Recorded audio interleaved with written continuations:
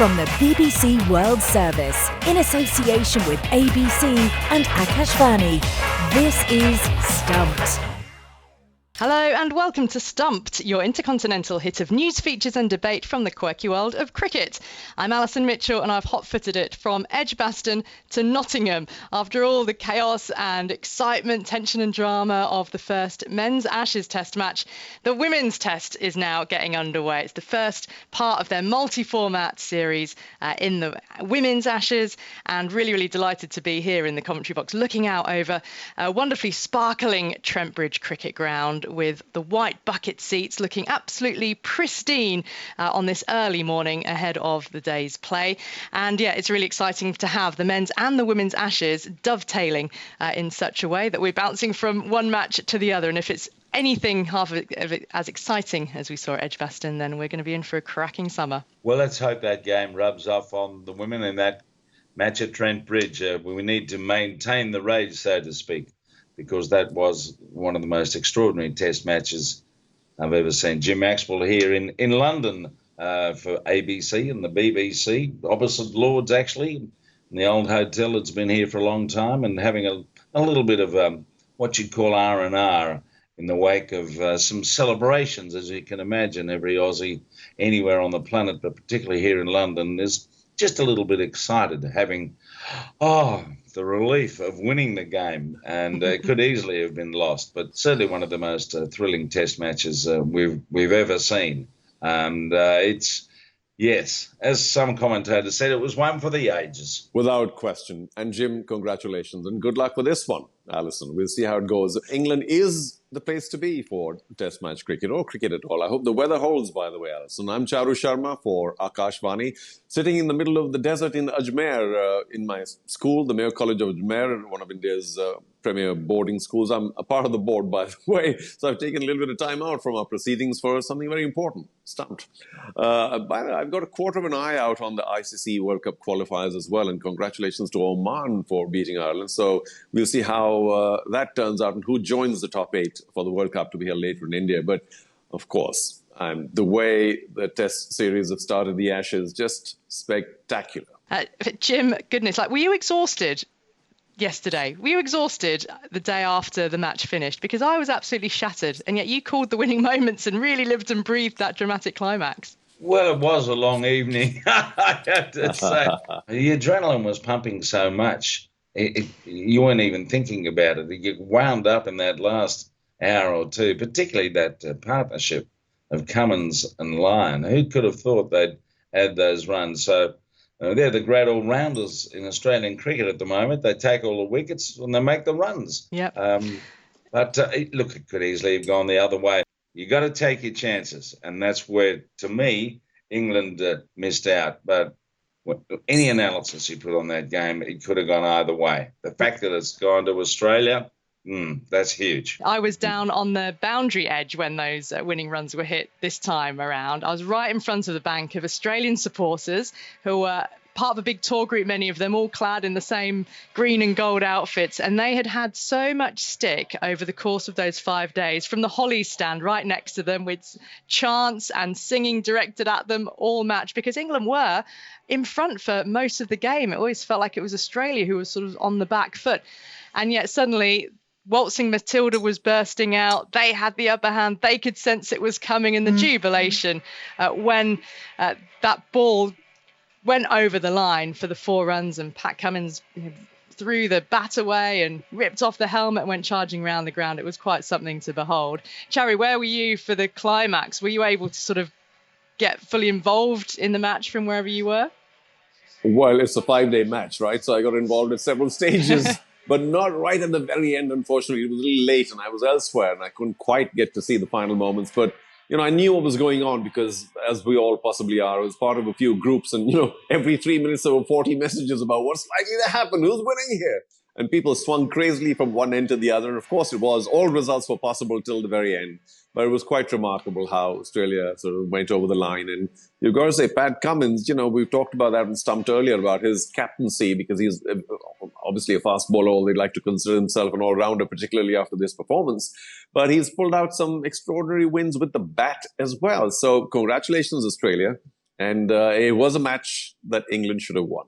In the end, it was 72 runs needed with 7 wickets down when Usman Khawaja was out. And goodness, if you and I, from being there and being involved in the commentary of it, were exhausted and drained by the end of it, just what must it have been like for the players? I did get a chance to speak to Usman Khawaja after the match because it looked like he was going to take Australia all the way to the finish. It took Ben Stokes, the captain, bringing himself onto bowl to break up that stand and dismiss Khawaja. So only 3 wickets in hand, 72 left to win. And I asked Khawaja whether, the way this all panned out for him meant it was the greatest test he's ever played in. I think it is, yeah. It's I don't think I've ever felt the way I'm feeling right now after a test match. It was just so many emotions that went into it. And to be honest, last 45 minutes, I thought we probably had lost that test match. 7 wickets down. We still needed 70 runs to get. I know how hard it was to score runs out there. I was trying my best. That ball got so soft. So I was like, 70 runs still feels a long way away. And yeah, the way Paddy played at the end there with Lino and Alex Carey got a few quick runs there too. I mean, it's just the sheer emotions that go into 5 days in this test match that probably make it the most special I've played in. Did you worry after you were dismissed that there were too many runs left to get? Yeah, definitely. My plan was to try to get towards that last hour. If I get to that last hour, I was going to push the accelerator. But I wanted to make sure we had enough, wickets in the bank to do that. I didn't want to go too hard too early. So there's plenty of times out there that I just wanted to next year. I want to go next year. I want to start playing more shots. But then I kept looking up the scoreboard. I thought, we need to take this as deep as we can, and I need to stay here. So it's unfortunate when I got out because I missed out on some of the fun stuff, but I'm glad the other guys got it done. Was it fun watching in the dressing room when you can no longer do anything about it? That is horrible. With the superstitions? It's not. I don't know if it's superstition. There is so much nervous energy, just energy in general, floating right up there in the viewing box.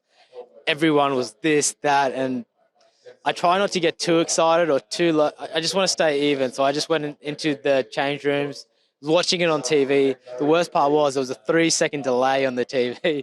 So I had to listen to what was going on there. And I was like, please don't, no crowd noise, no crowd noise. I did that for the last 45 minutes. I didn't want to move because I was kind of like, I don't want to get too excited here in case we do lose. It's still a long way away. But, when we did win, unbelievable. I didn't even see the last ball. I don't even know how we won because all I heard the boys cheering and then the delay still hadn't come up and I just ran outside. So it was pretty cool. He was magnificent, wasn't he? The 100 in the first innings. We saw all the passion come out of him because he'd never scored 100 in a test in England before.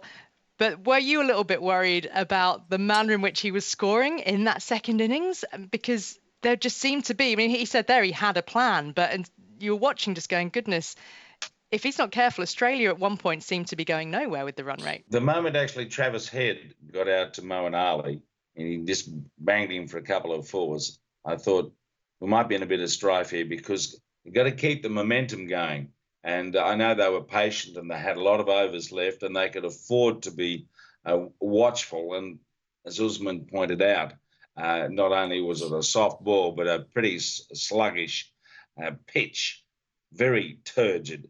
And he played the same way throughout that's his game. So he just needed to have someone moving it along. And Alex Carey certainly tried to do that before Cummins' extraordinary burst. And perhaps tactically, England erred in not taking the new ball a little bit sooner. They gave Root that extra over. And yes, he did brilliantly to get rid of Carey with that superb caught and bowled. But that extra over, that was a trigger point. 14 off at 2 sixes. And all of a sudden, Australia picked up the momentum. And it was interesting to hear from Pat Cummins when asked after the game, was there a point where you thought you might just play for a draw? He said, nope. Never thought of playing for a draw. Yes, there were plenty of overs left. But I think Usman Khawaja had it right, even though there was a bit of a struggle at times to keep turning the strike over with the Brumbrella fields and the rest of it. Very hard to score against accurate bowling. And England's pace bowling on the last day was outstanding, really, until the final assault, when, of course, you take the new ball, and it's a real risk-reward when you do that. And they didn't get the nicks, and Nathan Lyon had a couple of heaves, and one went spectacularly to the boundary. But it was breathtaking because the previous day, when the ball was around the off stump from Broad, it was nicked off by Labuschagne and Smith. But he couldn't do it against the lesser players. Charu, what of the tactics? Because you look across the whole match, there were so many jaw-dropping moments because of the way Ben Stokes goes about things. The captaincy, the declaration, all the signs from England are that, yeah, this is going to continue. And if anything, they will just simply go harder at Australia now for the next test. Well, of course they will, and they need to. That's their style, their current style. And yes, you can talk about captaincy and give Stokes all the responsibility of the decisions he took. But surely, and that's my favorite topic right here on Stumped or Elsewhere, it's a think tank decision. I'm sure Stokes is not going around doing these things completely on his own. You mentioned so many aspects in a 5-day match. Of course, there are almost always are, and there were massive talking points around the world. For instance, the declaration to begin with. And this psychology of 100 in Test match cricket. Why can't a fabulous 95 be given as much credit as 105? And if you're 393 or whatever, and you're not 403, it's still good enough, isn't it? I mean, my mind goes back to, I think, the test in Pakistan a long time back, where Rahul Dravid quite famously, or should I say infamously, declared when Sachin was on 190 or something. And he said, well, why couldn't you just hang on to let him get his 200? And there was so much talk about that. But people have plans, and I'm not, Rahul doesn't need to defend me, nor does Stokes. But the plan then was to make sure that we have that one last hour to try and get some early wickets, because the people in the field are kind of, tired a bit, and you put them in for, in England's case, 20 minutes or 25, and you get, a top wicket or two, and you're in business. So I understand the tactics there. When they work, people say, wow, terrific captaincy. When they don't, of course, it comes crashing back on you, saying, why did you have to do that? Well, it's one of those things. And I'm sure England, Stokes and the rest of the team they have thicker skin than that. Whatever decisions they took because they felt they're likely to work. And when they don't, they don't. Even the old ball, there's going to be so much talk about it. But it could easily have gone the other way. And people have said, what a magic stroke. Wow, imagine not taking the new ball because the older one was soft, as Usman said. But Khawaja too admitted that, he's not the sort of person who gets carried away. And had he stayed there, it would be known as the Khawaja Test. So I am here at Trent Bridge, where the scene is all set, the 25th edition of the biggest rivalry in women's cricket, with England and Australia taking on each other in their multi-format Ashes series. And it all starts in Nottingham with a one-off 5-day test, 5-day match for the first time. England are bidding to reclaim the Ashes for the first time in almost a decade. Now, I've been catching up with the recently retired World Cup and Ashes winner Catherine Sciver-Brunt, England's fiery fast bowler, and I began by asking her just what the Ashes means to the cricketers of England and Australia. We regard it as the pinnacle of the sport. For us, we find it way more enthralling and nerve-wracking and all of the above than a World Cup. That's just how I've always seen it. It always seems like a real battle, a personal battle, and one that I like to get stuck into more than any other tournament. Can never tell you the exact answer why that is, but I just know it in my heart, and that tends to come out in streams of passion and bursting spells from nowhere, where you just manage to scrape the barrel for some energy, pretty much like the way Brody did the other day. And where do you think the women's game is going from here, Catherine? Because you've obviously seen the transition, been part of it, been a vanguard, inspired this new generation of 20-something fast bowlers even. But we've now got major test grounds hosting women's internationals in this country, 80 professional domestic cricketers in England and Wales, the 100, the WBBL, the WPL now around the world, which of course Nat has been a big part of. What's next? Where do you see it going? What does the game need? It's pretty much just risen to the top, hasn't it, in the last year? I'm not sure how far it can go from here, because it feels pretty like it's just leapfrogged. I think after the IPL, everybody just went, whoa, like what just happened? That was unreal. And that is a moment, that 3 weeks, that 3 weeks there was the moment we've waited for 2 decades. That's where we envisioned it. From the very first ball I watched in the IPL, men's IPL. God knows how long ago. It feels like 12 years maybe. 2008. And we've been like, yeah, one more year. Surely they'll put some money into it. They'll make a women's franchise. One more year, one more year. And here we are. Like, it's been a long time, but it's here. And I don't see it getting any bigger than this. What it needs to do now is maintain itself and not teeter off. That's the thing you worry about is, first IPL, exciting, let's get into it, but let's not really follow it long, in the long term. So what I wish for is that these girls who have received these 80 contracts, who are now receiving a good pay, can foresee a career in it and don't have to double up the workload to earn a living, that they stay there and they mature, because this is not a next year process. This is a 5-10 year process.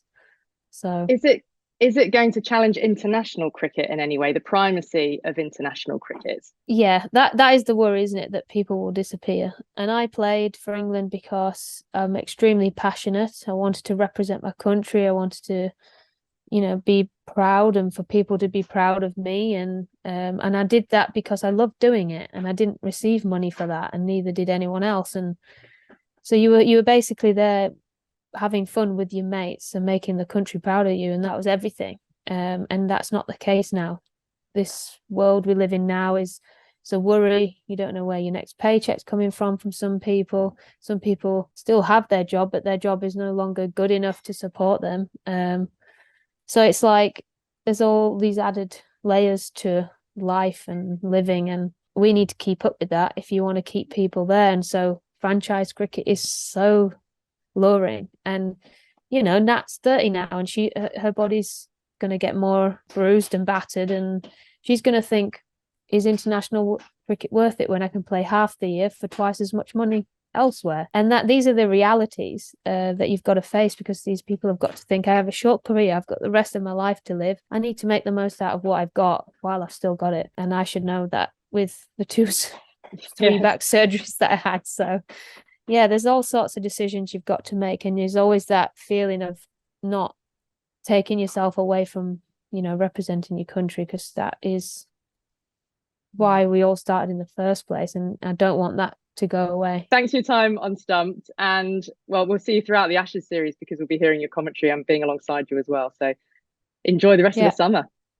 I was looking the other day at a photograph of Tower Bridge in London, which had both England and men's captains, Ben Stokes projected onto one tower and Heather Knight onto the other, with a huge banner across the middle of Tower Bridge. We've seen stunts like that being pulled off on the Sydney Opera House projections, but I've never ever seen cricket projected onto London landmarks like this. And the fact that it's the men's and women's being promoted together on an equal footing, that's a huge stride forward. And that's why we're going to have good crowds across this Women's Ashes series, as well as the raucous crowds that we've experienced across the men's so far. Well, that is all we've got time for on this week's Stumped. So my thanks to Jim Maxwell and to Charu Sharma and all of you.